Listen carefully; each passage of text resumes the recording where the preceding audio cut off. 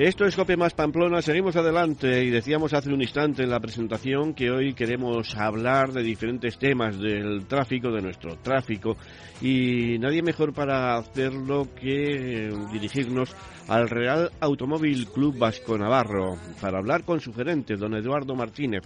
Don Eduardo, buenas tardes. Hola, buenas tardes.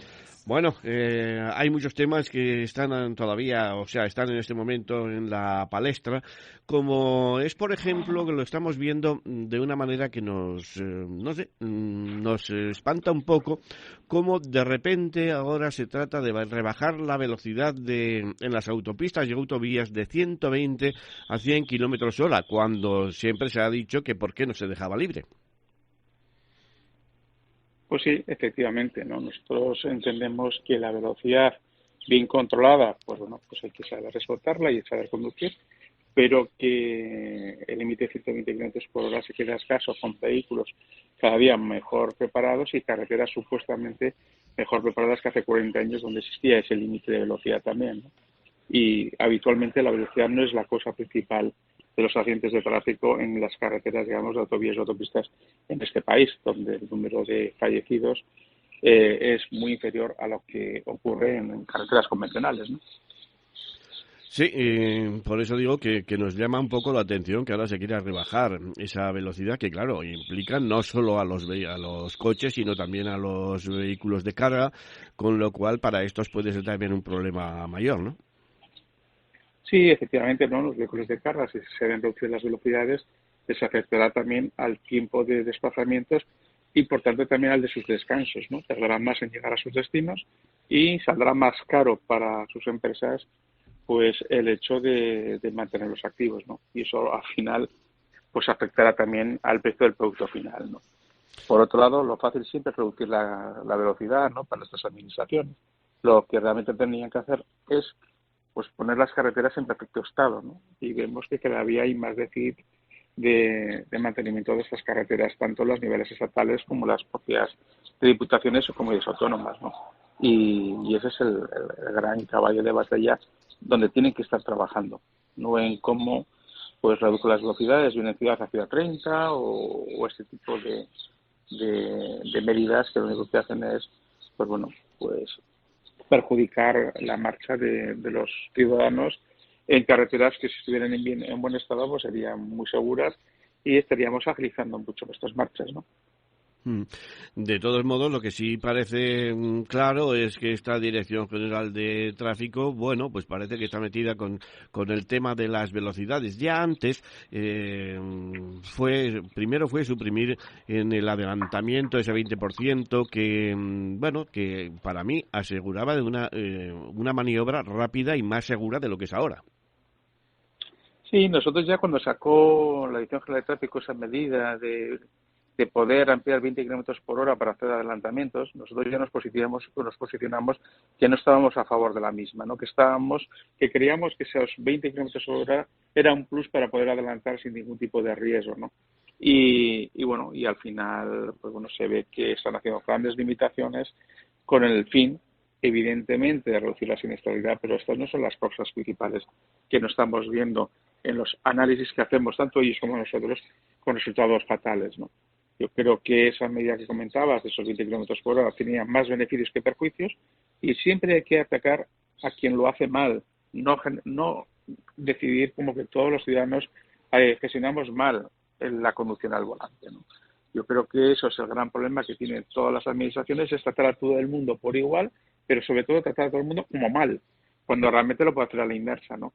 ¿Por qué no pensamos que la inmensa mayoría de la gente es responsable y conduce correctamente y aplica estas medidas de forma correcta? No es mucho más sencillo decir, lo pruebe a todo el mundo y así me curo en salud, ¿no?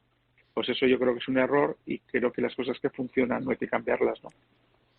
Efectivamente, pero bueno, y lo que pasa que además nos consta que ha habido bastantes accidentes después de suprimirse ese porcentaje del 20% porque se alarga excesivamente el adelantamiento. Sí, sobre todo teniendo en cuenta que cuando la diferencia igual no es tan grande y no puedes excederlo, pues al final no estás utilizando correctamente pues la potencia de tu vehículo para adelantar, entonces tardas mucho más. Al tardar mucho más generas pues peligrosidad para el que viene de frente, si es que lo viniera, o incluso el vehículo que vas a adelantar, ¿no? Y se producen frenazos para intentar dejar pasar, ¿no? Yo creo que con esos 20 kilómetros por hora estaban pues, mejorando el tráfico de las carreteras, ¿no?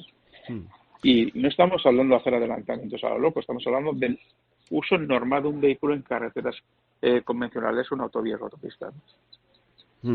Efectivamente. Bueno, esto en lo que hablamos de las velocidades, las rebajas de velocidad que ahora se ponen de moda, sin embargo, pues los radares también se están ampliando mucho, cada vez se colocan más porque el afán recaudatorio indudablemente es, digamos, necesario para la DGT, ¿no? Sí, bueno, yo creo que al final cuando la sensación que tiene la población es que los radares se ponen exclusivamente para recaudar es que algo se está haciendo mal, ¿no? Nosotros no estamos en contra de la utilización de radares como Automóvil Club. Estamos en contra de la mala utilización del radar como elemento disuasorio de la, digamos, accidentabilidad en tráfico, ¿no? Yo creo que un radar bien puesto en puntos negros lo que hace es pues su función real, ¿no? Y luego, por otro lado, cuando realmente se cuadran presupuestos con sanciones, pues realmente pierde su razón de ser. Cuando el importe de las sanciones se pueden aplicar pues a educación vial en los centros escolares o en hospitales para la cura, etcétera, etcétera, pues todo el mundo estaríamos de acuerdo. Cuando realmente tanto la DGT como municipios, etcétera, cuadran presupuestos generales con las sanciones, es que tienen que tener multas porque si no va a perder la administración. Y eso creo que es el gran problema, ¿no? Todos estaremos de acuerdo que hay puntos negros en las carreteras muy fácil de localizar, sobre todo con los atestados de las diferentes policías, tanto las autonómicas como la Guardia Civil, y es ahí donde hay que poner todos los focos para intentar reducir la siniestralidad. Cuando lo ponemos en una recta, por ejemplo, y si me pongo el ejemplo, en los monegros, cuando vas de Zaragoza o pues al final ir a 120 parece que estás parado, ¿no? Sobre todo en verano, ¿no? Si te pone un radar en una recta de muchos kilómetros, pues evidentemente ahí no va a haber peligro. Pero todos conocemos puntos negros en nuestras carreteras, con cambios de rasante, con malas curvas, con mal estado del piso, etcétera, y ahí no ves ni un radar, ni ves tampoco muchas veces ningún agente de policía, por lo cual es cuando nos hace dudar dónde ponemos los radares y para qué los ponemos, ¿no? Aunque yo entiendo que, conociendo la Dirección General de Tráfico, que lo hace para reducir siniestralidad, aunque no es la sensación porque hay otros puntos para ponerlos, muchas veces no. Bueno, y de otra parte también vemos cómo para aquellos que ahora se quieren sacar el carnet de conducir, pues se encuentran con que hay algunas variantes. Por ejemplo, en el teórico. En el teórico, pues ahora los que ya se están examinando, se les ha introducido nuevas señales y a partir del próximo año, del 2026, se va a hacer también con el apoyo de vídeos. ¿Esto qué te parece? Bueno, yo creo que lo que sea la nueva tecnología, bienvenida sea, para poder aprender a superar ese tipo de pruebas. No olvidemos que en la prueba teórica pues suele ser bastante práctica en el sentido que la gente ya ni se leen los libros, ya siguen haciendo los test, pues pasan y pasan el examen, ¿no? Y si me parece bien que si están sacando señales que cada día hay que hacer un máster para aprendérselas, pues que la gente que vaya a examinarse evidentemente las conozca, ¿no? Y como decía, las nuevas tecnologías siempre están para ayudar al aprendizaje, ¿no? Entonces, bien utilizado, pues yo creo que va a ayudar a la gente a tener un mayor conocimiento que lo que era en nuestra época, pues hacer test y más test y leerte un libro, ¿no? Pues yo creo que de esa forma nos va a ayudar quizás, si está bien aplicado, habría que ver cómo se hace, pues a mejorar pues esa preparación de un examen que no solo se quede en a ver si lo apruebo, sino también realmente lo que hay que hacer es que yo aprenda para cuando coja el coche al día siguiente, pues tenga el conocimiento aplicado, ¿no? Sí, sí. ¿Y tendría que modificarse también el examen práctico o crees que está bien? Bueno, es que los exámenes prácticos, los que hicimos en su día y los que tenemos hechos que lo ha hecho realmente hace poco, te pueden tumbar por realmente algo que cualquier conductor habitual te está suspendiendo, ¿no? Yo creo que un examen práctico lo que tiene que estar es valorando si una persona se cuenta con la seguridad para poder conducir ese vehículo, sabiendo que la destreza se adquiere con la experiencia, como casi todo en la vida, y creo que tendrían que ser mucho más laxos en determinados temas y realmente suspender a aquel que realmente tenga pues errores gruesos, ¿no? Saltarte un semáforo en rojo o pisar las líneas continuas, etcétera, ¿no? En nuestra época teníamos aquellas pruebas que eran las de maniobras que hoy no hacen, ¿no? Tienen que aparcar en carretera. No sé si es más fácil o más difícil, pero en aquel momento también tenías un momento de estrés. Teníamos 3 pruebas, ahora hay 2. Entonces yo creo que al final lo que es fundamental es que la gente que haga el examen salga con la capacidad de que al día siguiente, con el carnet en la mano, se va a sentir lo suficientemente seguro para poder conducir, ¿no? Y esa es la parte donde realmente cuando van a hacer estas pruebas los chavales, habitualmente gente joven, pues los nervios le atenazan.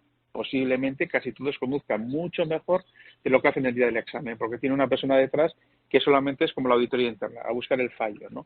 Entonces, eso con 18, 19, 20 años cuesta mucho digerir porque no estamos acostumbrados a tener siempre a un fiscal detrás a sabiendas de que, bueno, pues que no tiene la seguridad que tiene una persona que lleva 10 años conduciendo, ¿no?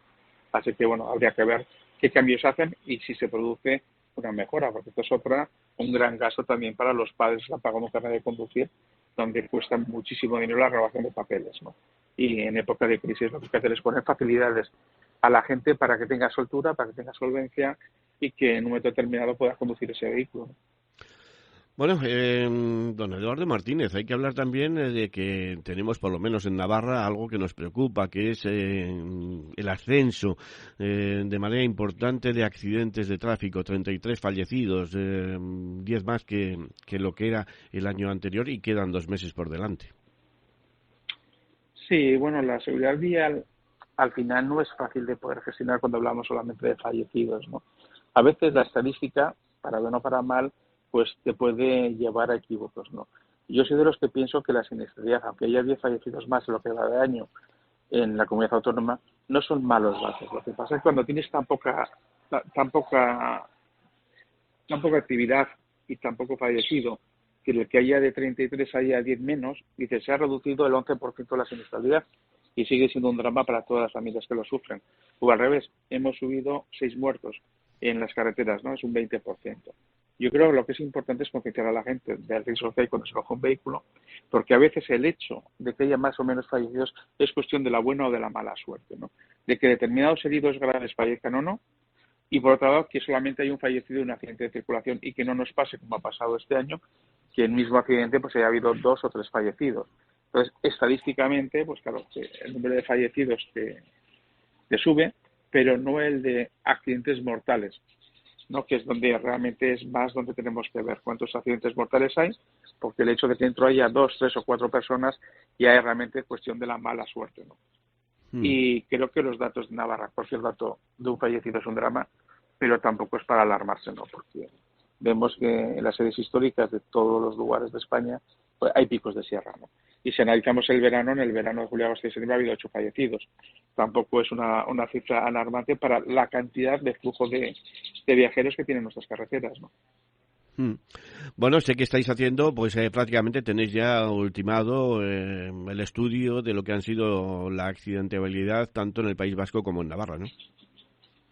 Efectivamente, estamos trabajando en ello. Es decir, el martes presentamos estos datos de los datos de siniestralidad en el verano, tanto en España, la Comunidad Autónoma del País Vasco y la Navarra, y se hace un poco el análisis de cuáles son las causas principales de estos fallecidos, cuántos fallecidos ha habido y en qué tipo de carreteras, por franjas de edad, etcétera, ¿no? Intentamos bajar al detalle de todo lo que ha ocurrido para ayudar a las administraciones también a poner el foco en aquel lugar donde realmente se puede trabajar mucho, ¿no?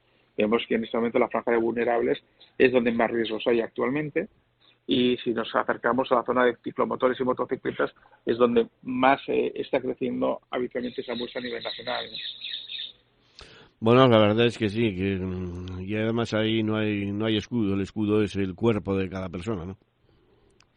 Exactamente, es el gran riesgo que tiene una persona que coge un ciclomotor o una motocicleta, ¿no? Por eso nosotros la campaña de verano del año 2025 la enfocamos fundamentalmente a este colectivo de vulnerables y sobre todo ciclomotores y motocicletas, sobre todo poniendo la atención en que aunque haga calor, el motorista tiene que ir debidamente pertrechado, ¿no?